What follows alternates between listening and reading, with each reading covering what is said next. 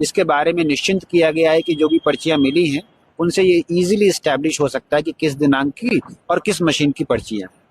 बस मेरी यही अपील है कि जो नियम संगत कार्रवाई है उसके लिए सक्षम प्राधिकार और माननीय निर्वाचन आयोग के पदाधिकारियों को हम लोगों ने सूचित कर दिया है।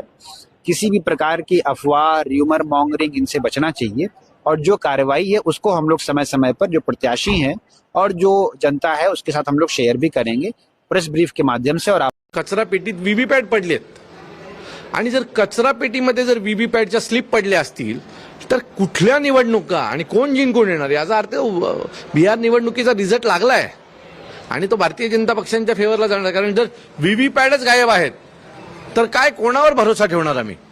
मला असं वाटतं की ह्या ज्या सगळ्या गोष्टी आहेत या धोक्याच्या गोष्टी आहेत आणि याच्यात मला एकच गोष्ट दिसते की निवडणुका आता निवडणूक आयोग जोपर्यंत तुमचा मित्र असू शकत नाही तोपर्यंत तुम्ही जिंकू शकत नाही।